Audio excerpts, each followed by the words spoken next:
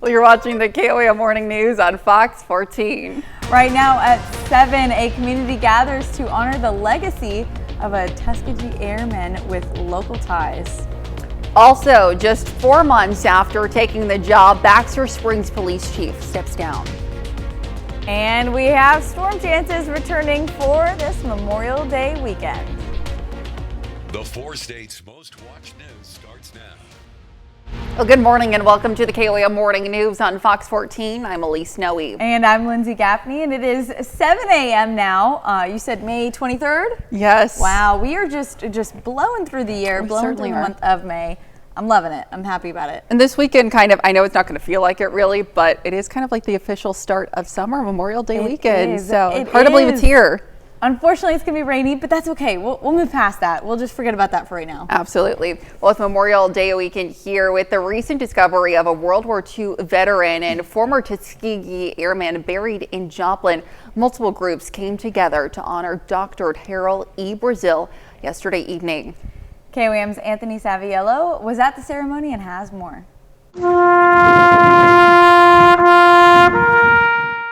One final salute as a flag is presented in honor of Tuskegee Airman Dr. Harold E. Brazil. It will eventually go to the family, but we will hold it in honorarium for him until we can get that done. So we are just excited and pleased of the recognition that was bestowed on him today. A ceremony bringing together those who may not have known Dr. Brazil personally, but who want to honor him and the legacy he left behind. And that was amazing, especially our veterans.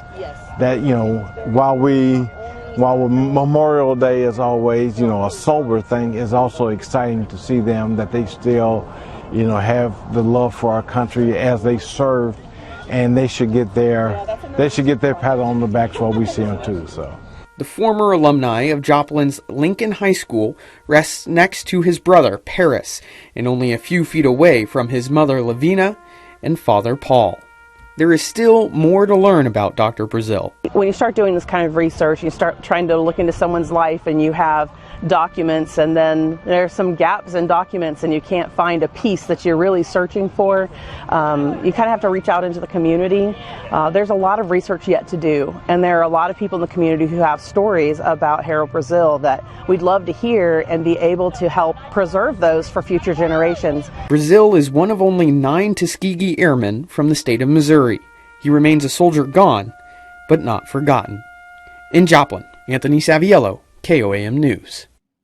The Jasper County Cemetery Preservation Society plans to hold a ceremony for a Revolutionary War soldier next year. Certainly great to honor those who have served our country, and even long, after they're gone, that we're still remembering them and giving them the respect that they so deserve. Absolutely, absolutely. I mean, I wish we could do more. Absolutely. Right? Well, unfortunately, it is going to be a pretty rainy, dreary weekend. This Memorial Day weekend, it typically falls like that. On most holidays, we get gross weather, so we're going to start to see rain chances kicking off through the evening hours tonight and just consistently through the weekend. Now, our main threats tonight for severe weather: large hail, high winds, very low tornado risk. I'm not expecting much with that tonight, but maybe later on in the weekend. Now, we also have a flood risk through the weekend. We're under a flood watch until 7 p.m. on Monday. We're going to see or expect heavy amounts of rainfall through some of these stronger parts of the rain through the weekend, Friday night, Saturday night, and into Sunday as well. Now we're going to be dealing with mostly overcast skies through the morning hours. We've been watching some of these showers to see if they're going to make it all the way into southeastern Kansas. They have not yet. They've been dying down. So we're not expecting any rain chances through the morning hours, but as we head into this afternoon, going to start to see some isolated thunderstorms pushing into the area, and then heavier rainfall and more widespread thunderstorms moving in after about 9 p.m. tonight. Now you can see our stronger and heavier storms are actually holding off until after midnight tonight. We are getting rain chances before that, but after midnight until about 6 to 7 in the morning is where we have our slight risk for severe weather. Now heading into Saturday, Saturday evening after, again, 8 to 9 p.m. We've got a slight risk for severe weather, mostly in our central and southern counties. But across the board, main threat for the weekend is going to be the flooding risk, especially with the holiday weekend, a lot of travel and a lot of people wanting to spend the weekend outdoors. We could see up to 6.5 inches of rain in some isolated areas. Even higher amounts are possible. So we're going to keep an eye on that, and I'll have more details coming up. All right, Lindsay, thanks. Well, a former firefighter is formally charged with involuntary manslaughter. A Jasper County judge issued an arrest warrant for Brant Cullen on the charge of involuntary manslaughter. The charge stems from an October 19th incident in Carl Junction, Missouri. According to court documents, Cullen recklessly caused the death of firefighter Tucker Berry by operating a golf cart at excessive speeds and swerving after consuming alcohol. Berry fell while standing on the back of the golf cart. Cullen turned himself in at the Jasper County Detention Center and was booked on the charge. Authorities released Cullen on bond. This is a developing story, and you can find additional details on our website, KOAMnewsnow.com. Well, Missouri American Water says bills for its customers will go up starting this month. The Missouri Public Service Commission approved a rate settlement for the utility providers' water and wastewater services. The company says the increase seeks to recover about $1.1 billion on system improvements. For an average metered residential water customer, the bill will go up about $9 per month. For flat rate residential customers, it will go up about $12 per month. The new rates will take effect on May 28th. And as the weather continues to warm, the Missouri Public Service Commission wants to remind consumers that Missouri's hot weather law will soon take effect.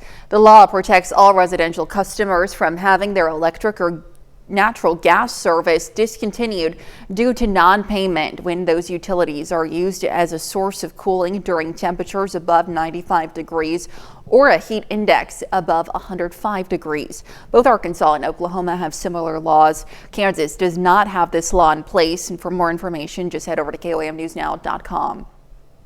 Well, the U.S. Supreme Court split evenly yesterday in a high-profile challenge over the nation's first religious charter school. The High Court leaves in place a ruling from Oklahoma's top court that found the proposed Catholic school unconstitutional. The 4-4 split was made possible because conservative Judge Amy Coney Barrett recused herself. She had ties to attorneys who represent the St. Isidore of Seville Catholic Virtual School. Evenly split decisions do not set precedent. This will allow religious groups involved in the case to bring another case. And to be the first to see breaking news, weather, and sports, you can download the KOAM News app. It's available free of charge in the Apple App Store and the Google Play Store. Just search for the KOAM News app. The city of Baxter Springs appoints a new interim police chief just 4 months after the last chief takes office. KOAM Samantha Walker has the details on the change of leadership. There's been several changes in leadership at the Baxter Springs Police Department ever since former Chief of Police Brian Henderson was elected as Cherokee County Sheriff back in November. At that time, former Assistant Chief Jimmy Hamilton was named as interim chief. Hamilton was officially named Chief of Police in January of this year. But now the city of Baxter Springs has posted a job listing for the position. We reached out to Hamilton and city officials who have confirmed Hamilton is no longer serving as chief and has resumed his role as assistant chief. The mayor of Baxter Springs says Hamilton voluntarily stepped down from the position. City officials confirm Rick Comer has since been appointed as chief of police. Comer has served as a school resource officer with the department. The mayor says the city is accepting applications for the chief position as part of procedure. He says Comer will apply just like everyone else. Reporting in Baxter Springs, Samantha Walker, KOAM News. Now, for those interested in applying for the police chief position, applications can be picked up at Baxter Springs City Hall. They will be accepted for the next 2 weeks. And those are our top news stories this half hour. Coming up next, a government investigation leads to a startling discovery into the civil rights of students. We'll have the latest from Washington, D.C., and later millions of Americans are set to hit the road this weekend. We'll have a few tips to help keep you safe as you travel. You're watching the KOAM Morning News on Fox 14. We'll be right back, but first, here's a live look from Garvin Park in Joplin.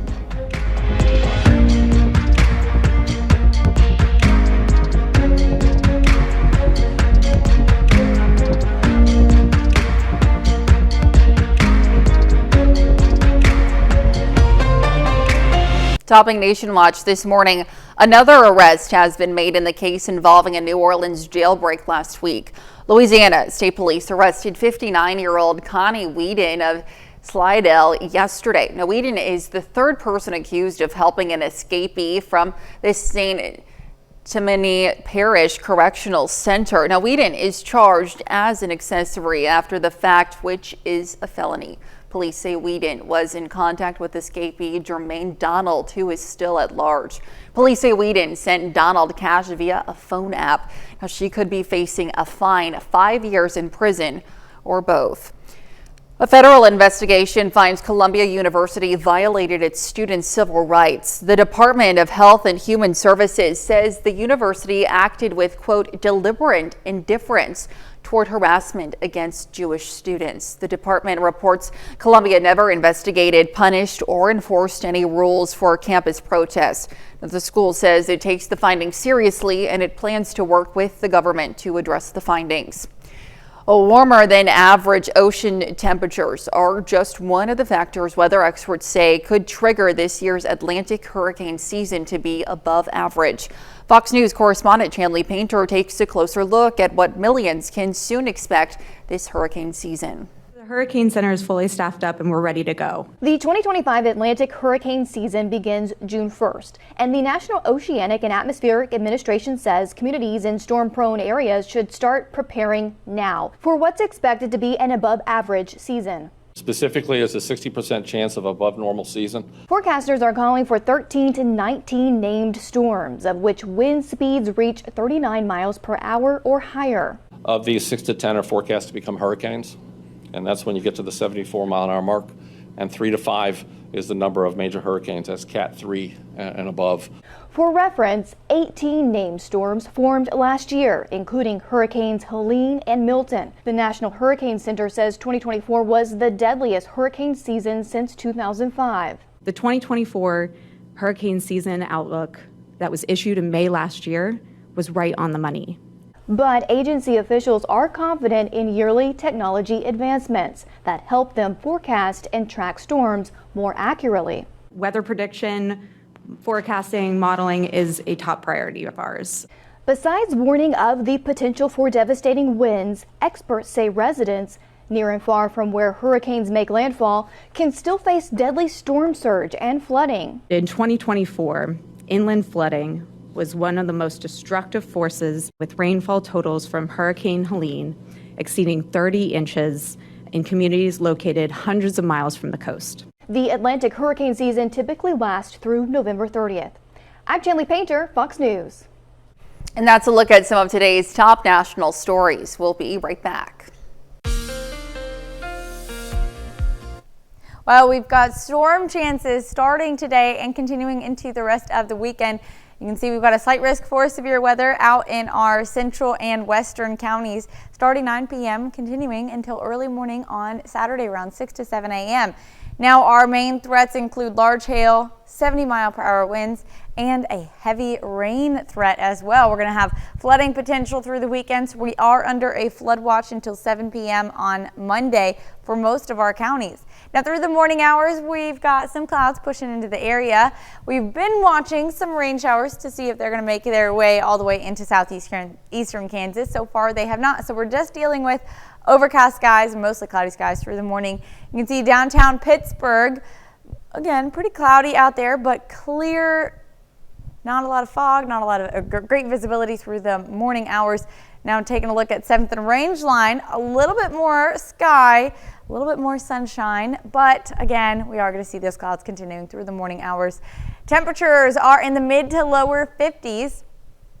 Light winds out of the southeast, and then as we head into this afternoon, we're going to see temperatures warming up to the mid-70s. Starting to see isolated chances popping up after about 3 p.m., but heavier rainfall holding off until the evening. So let's go ahead and look at our future track. We've got those clouds returning later on this afternoon, and again, isolated storm chances moving through the southeastern Kansas, and then more widespread rain coming in around 10 p.m. with heavier chances of rain and that severe threat holding off until after midnight. Now, this is going to push in around 3 to 4 a.m. in our far western counties, and you can see it is a squall line. So we're expecting, it's called a bowing echo, which means you see how this kind of bows out like that. We're getting strong winds pushing this through the 4 states, and it is going to be up to 70, 75 mile per hour winds, which can be just as damaging as any storm. And that continues to move out through Oklahoma and into Arkansas. Then heading into Saturday, we do have a bit of a lull throughout the day. Still pretty cloudy, but more rain moving in after 5 p.m. Isolated thunderstorms, those become more widespread as we head into the evening hours around 10 to 11 p.m. Again, starting on the Kansas and Oklahoma side, all these storms are pushing in through Oklahoma, because you can see that's where our slight risk is Oklahoma into a few of our counties, southeastern Kansas, southwestern Missouri, and even in Arkansas. Now, the same threats remain. This is going to be more of an afternoon and early evening storm system, and the main threats include large hail, high winds, and again, that flooding risk. Now, we're expecting rain accumulations for most of us, about an inch, inch and a half. However, in most areas along and south of I-44, over 5 inches of rain. In some isolated spots, we could see up to 6.5 inches of rain. Now, we've already dealing with soil that's completely saturated due to storms from earlier in the weekend, plus rivers and lakes that are at capacity. So we do experience the flooding and flash flooding through the weekend, especially a weekend like this weekend, this holiday weekend. A lot of people are on the roads, a lot of people are traveling. So we are expecting even a higher risk because of that travel, because of those people that want to be outdoors on lakes, on rivers, and just on the road traveling.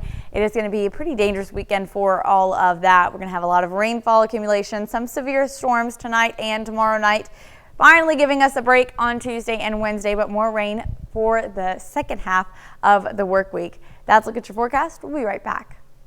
While Memorial Day weekend typically signals the start to summer fun, it does have a grim reputation among safety experts. Now, as more traffic starts building up on roadways nationwide, Fox News' Sean Langell takes a closer look at the risks. Safety experts refer to Memorial Day weekend as the start of the 100 deadliest days of summer, citing an increase in vehicle deaths through Labor Day weekend as more drivers hit the streets. And this holiday weekend, drivers can expect a lot of company on the highways. AAA is projecting a new Memorial Day record. So we're projecting 45 million Americans will be traveling between Thursday and Monday, with 39.4 million Americans driving. Those behind the wheel can help ensure their safety by staying alert. It's really important to take a rest break about every 2 hours. Stop for about 15 minutes. Teresa Wilson of Clemson University says driving alert also involves not being distracted by your cell phone. But avoiding phones and other diversions is easier said than done. Distracted driving claimed 3,275 lives in 2023. It's led Professor Stephanie Payne of Texas A&M University to investigate what can inspire folks to stay focused. We have invited students to submit photos of people they care about and people who would be discouraged or who would not approve of their distracted driving. Her team printed those pictures and placed them in plexiglass frames. And we have them install that in their car as a reminder to discourage them from unsafe driving. According to Payne's findings, students who submit photos of family members and that also report a responsibility to be safe are more inclined to install the car vent frame in their car and also ideally are less inclined to engage in distracted driving behavior. Sean Langell, Fox News.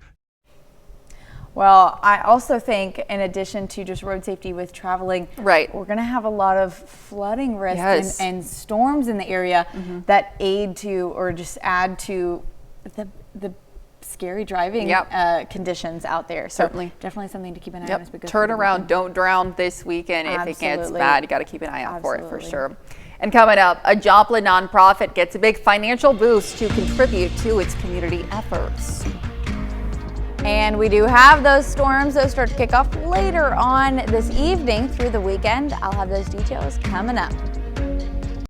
The 4 states' most watched news starts now. Welcome back to the KOAM Morning News on Fox 14. It's currently 7:29. I'm Elise Snowy. Well, the Joplin Ozark Center is celebrating its 60th anniversary this year. And staff members yesterday evening decorated and manned a taco bar at the Jasper County Casa for Casa staff and kids. Now, it's one way to give back to a partner organization they've worked with for years. So I'm on the board of CASA as well as being the CEO of Ozark Center. So CASA is near and dear to my heart. It was a really great event coming up for us in May. They always have lots of really great activities here for the kids. So they really like it when somebody from the community can come in and cook for the kids and serve them dinner at the same time. Jasper County CASA recruits and trains volunteers to advocate for children in foster care. And the Joplin branch of an international nonprofit organization received a healthy grant yesterday. Rafa House got the Joplin Philanthropic Grant for $50,000. Now, the Joplin Regional Community Foundation presented the grant at the nonprofit's 20th Street location for the organization. The grant will provide more opportunities to benefit the community. Now imagine thinking, okay, we need to go get counseling for this, only to realize you can't afford to get counseling to help your child. And so when a family is at their most vulnerable, having the offer of a scholarship to come and receive counseling at no charge to that family will provide such an extreme relief for so many people. Rafa House is dedicated to providing survivor care, prevention, and hope for victims of human trafficking. And KOAM celebrated the Great American Flag Swap yesterday in Neosho, Missouri. The event took place at Wesco Home Furnishings. Folks could bring in their old tattered flag and replace it with a brand new one for no charge. All the old flags will be properly retired. It's a great way to basically honor our veterans and service that served us and fought for the country. I mean, for those who served and the families of the ones that served. Now, to find dates and locations of future flag swaps, just check out our website, KOAMNewsNow.com. Now, here's Lindsay with a quick look at your forecast. Well, we are expecting rain chances to kick off after about 2 to 3 p.m. Now, heavier rain holding off until later in the evening and the overnight hours. You can see how our little bar graph showing heavy rain chances after 9 p.m. until the early morning hours on Saturday. Now, the severe threat tonight, it is a low tornado threat, but we do have a pretty slight risk for large hail and 70-mile-per-hour wind gusts. Plus, we do have a flood watch in effect until 7 p.m. on Monday due to the heavy amounts of rainfall that we're expecting throughout the entire weekend. So that starts tonight. Now through the morning hours, we're going to have these overcast skies, a lot of clouds moving into the area. We've been watching some storms out in central Kansas. See if they're going to make it all the way into southeastern Kansas. So far, they have not. So we're looking at a dry morning until later on this afternoon. Now you can see how all these clouds start to push out of here. We're going to have a few chances to see some sunshine through the early afternoon hours, but then those scattered thunderstorms start to push in around 3 p.m. moving in from the west northwest. Now, heavier rain and more widespread thunderstorms do push in later on this evening. You can see north of I-44 after about 11 p.m. More storms stay in the area though with that severe threat most likely after midnight until about 7 a.m. So that's what we're expecting, that slight risk. But we've got another round of storms coming in Saturday night, which is going to be in our central and southern counties. The same threats apply, maybe a little bit of a higher tornado threat, but it is still going to remain pretty low. And then that flooding risk continues all the way through Sunday and into Monday, with the chances of rain reaching potentially up to 6.5 inches of rain, and in some isolated areas even more. But I'm going to have all those details coming up. All right, Lindsay, thanks. Well, for the second time in just over a year, the Nevada Animal Shelter is forced to evacuate after heavy storms bring severe flooding. As KOAM's Lonnie Walton reports, the city manager says the community pulled together in the time of need. During the heavy rain that we had earlier this week, We received approximately 7 inches of rain. Gary Edmonds is the Nevada city manager. He says last week rain flooded a nearby creek. About 3 feet of water went into the animal shelter. Well, that created a problem. While the rain brought a lot of headaches, it also brought a lot of care. Somehow the word got out to the public, and cars were lined along the outer road, lined along I-49, everybody rushing over to help evacuate the animals. Community members rushed to move animals to high ground to a nearby clinic, and some animals didn't wait for anyone. Some of the animals even started swimming themselves. They had to dry land, so it was quite a scene. The animals are now safe back in the shelter, at least for the time being, but Edmonds says this is not the first time his facility was flooded, and he worries it could happen again. They're having an engineer come in with a specialist from Rolla to not only look at exactly what happened the second time, because they did a lot of work to correct the first problem. Actual flash flood occurred just a few feet from, or the cause of the problem, a few feet from where they did all the improvements. But more importantly, what can be done to prevent it from happening a third or fourth or fifth time? Reporting in Nevada, I'm Lonnie Walton, KOAM News. The Nevada Animal Shelter's Facebook page is currently trying to adopt out all the animals in the shelter. If you're interested, they say shoot them an email. And that's a look at our top news stories coming up this half hour on the KOAM Morning News. Shannon Becker is in the studio sharing his big 3 stories of the week. We'll be right back, but first, here's a live look from Garvin Park in Joplin.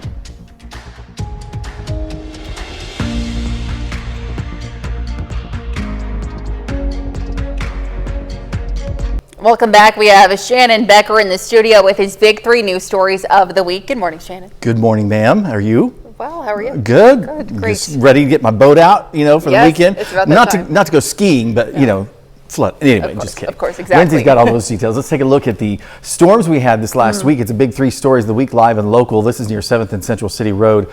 A tree split by lightning. I don't know. Did you get to see this? I We had earlier this week. It was really interesting as it burned into the night and then kind of fell apart a little bit more, but it was glowing. Look at that. I've seen this before, but I've never got to see it up close like that. Carl Junction Fire Department came out. It was alone in a field, a huge wet field, so it was not a danger. Fascinating, yes. Did not. Almost kind of pretty looking. Yeah. The glow, great. Kind of ominous. You should have seen the online comments. Our number 2 story, also related to the weather. There wasn't a lot of damage, but one building at 7th and Kentucky on the northwest corner had the roof kind of peeled back. Yes. Yeah. It was one of those, it was a roof that they had put on top of another roof and another roof. So it was kind of, a little bit higher than it would have been normally the way it had been rebuilt. But they're redoing that roof now. Did not damage. The building is actually unoccupied. So there wasn't a lot of interior damage, but it's one of those shell buildings that's available for rent. Our number 1 story, KOAM News Now, live and local news. Everybody's been talking about this one. I know, they certainly have. I know. There's a lot to talk about. Look at that. Yesterday I got word that Chicago, they had it on their news up there. Oh my goodness. It was a Ford Expedition pulling a mobile home. I heard about it when I left the studio this last week from here. Got some pictures of it, and then I met up with them at the Casey's. I caught them and was catching some video.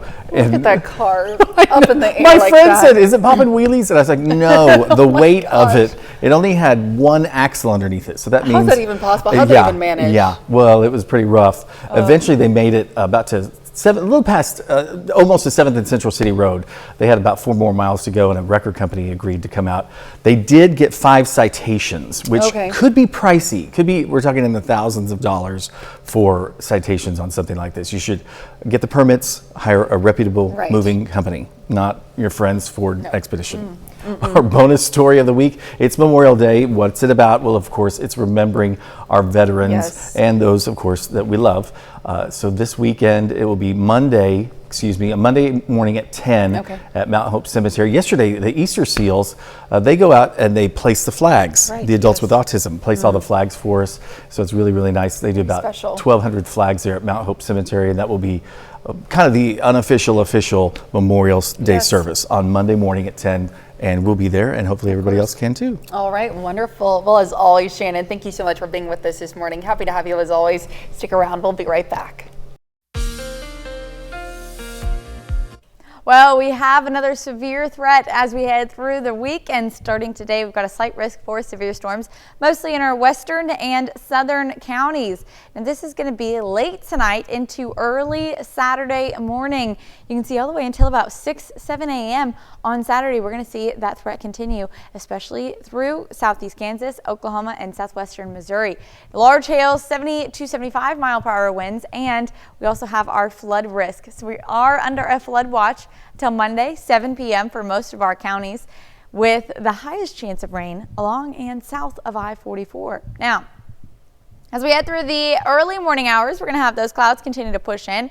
We were watching a few showers try and make their way into southeastern Kansas. Did not successfully do that, so we're staying dry through the morning hours. You can see, taking a look outside downtown Pittsburgh, we've got mostly to partly cloudy skies through the morning hours. This is a little bit of a better view out in 7th and Range Line. We're going to see a little bit more of that blue sky out there and sunshine if you're out in the Joplin area. Now, temperatures are in the lower to mid 50s to start off our day. And then as we head through the afternoon, we are warming up into the mid 70s, and we're going to start to see isolated chances for rain. Now, most of us are still going to be pretty cloudy through the afternoon if you're not seeing any of those rain chances. So let's go ahead and push through our future track. Around 3:30, isolated thunderstorm trying to make their way into southeastern Kansas with more widespread rain moving in around 10 p.m.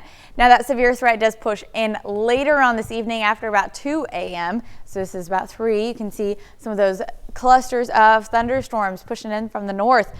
Now, what we're expecting is in our central Kansas area, that severe threat does push into southeastern Kansas, northeastern Oklahoma, and then just clipping Joplin and far southwestern Missouri before it all clears out to Arkansas as we head into Saturday. Now, throughout the day on Saturday, mostly cloudy, might get an isolated shower or two throughout the day, and then heading into the evening around 5:30, 6 p.m., some more rain chances pushing in, scattered thunderstorms across the afternoon with a higher threat for severe weather again later in the evening. This is going to be after 10 p.m. into the early morning hours on Sunday. So we are under another slight risk, central and southern counties, with all of those strong storms Saturday night pushing in from Oklahoma. So they're going to be moving in from the southwest into our area and then pushing back out. We're not expecting another big threat there. Might see a little bit of a higher chance for an isolated tornado or two, but for the most part, we're really only expecting that hail threat to continue and strong winds and rain chances through the weekend. Now, most of us are expecting about 1 inch to 1.5 inches of rain, but as you can see in some of these storms, especially the ones that trail over each other on Friday night into Saturday morning and again on Saturday evening, we could see 3 to 6.5 inches of rain, even in some isolated areas, possibly reaching higher than 6.5 inches of rain. So flooding is going to be the main theme for the weekend. It is Memorial Day weekend, and I know flooding is not what anyone wants to hear for their holiday weekend, but with a lot of people on the roads and a lot of people wanting to be on rivers or lakes, it is definitely something to keep in mind, especially because we've got these chances for rain all weekend long. We're already at capacity for rivers and lakes in the area, and then we just have this consistent heavy rainfall chances through Memorial Day, through Monday, before we finally see a break. So we're definitely going to keep that in mind, and those severe storms Friday night and Saturday night. That's Lookers Forecast. We'll be right back.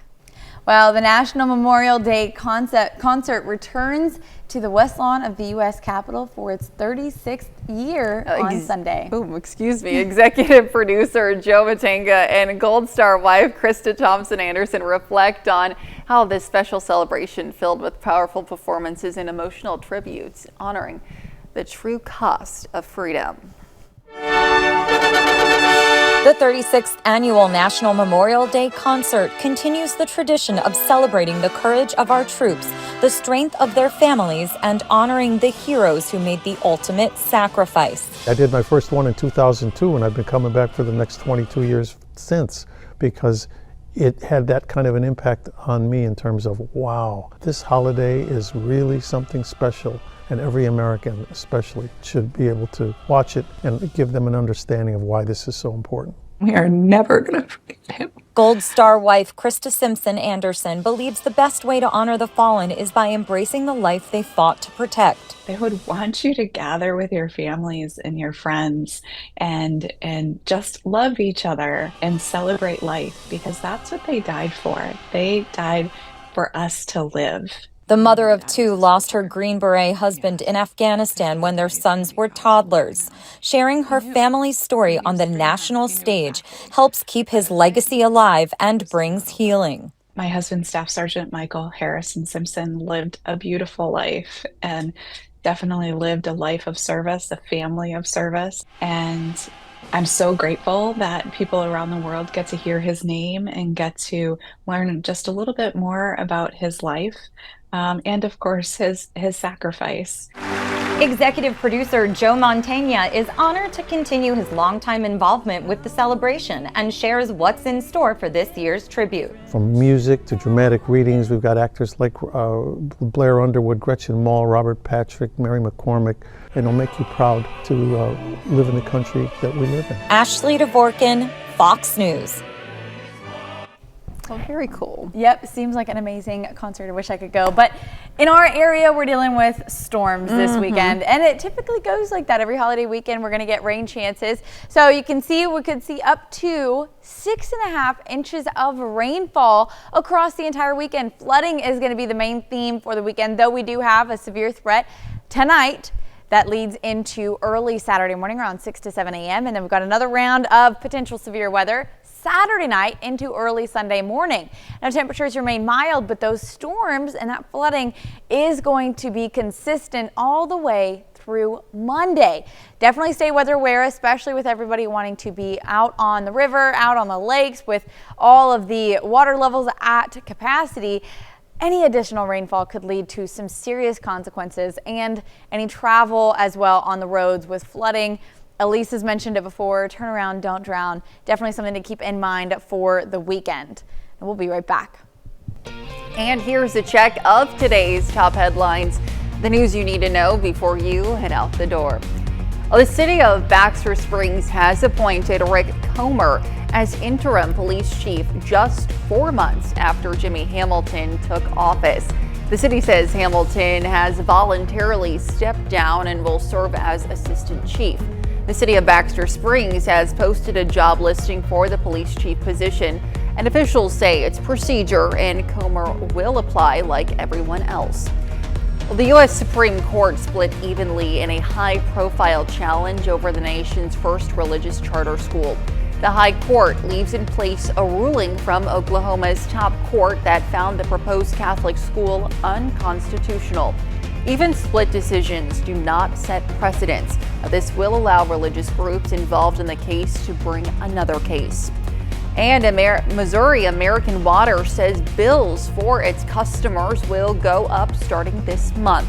The Missouri Public Service Commission approved a rate settlement for the utility provider's water and wastewater services. The company says the increase seeks to recover about $1.1 billion on system improvements. The new rates will take effect on May 28th. And that's a check of today's top headlines, the news you need to know before you head out the door. And another big theme for the weekend, outside of it being Memorial Day weekend, is going to be flooding. We have heavy chances of rain starting tonight that lead into early Saturday morning along with severe threat, and again Saturday night into early Sunday morning, though the heavy rainfall lingers all the way through Memorial Day. So we are going to see the chance for quite a bit of rain accumulation. Now you can see in some isolated areas up to 6.5, 7 inches of rainfall, mostly along and south of I-44. However, other areas where storms may train over one another could lead to higher potential localized rainfall amounts. Most of us seeing about 1 inch to 3.5 inches of rainfall, though. All right, lots to look out for this Lot weekend. to look out for. All right. Well, 38 people celebrated becoming U.S. citizens yesterday in a ceremony at the George Washington Carver National Monument. The new citizens hail from 17 different countries, including Mexico, the Philippines, and Ukraine. Following the swearing in, local organizations like the League of Women Voters helped attendees register to vote so they can soon put their citizenship to use. Very cool. I'm sure it was a very special moment for all of those individuals, yes, their I can families, imagine. friends. What an exciting time. Wow. Well, thank you so much for letting us put the good in your morning. We'll be back with more news and weather at noon, which weather is a big topic this weekend. Certainly is. Have a great rest of your morning. We'll see you then.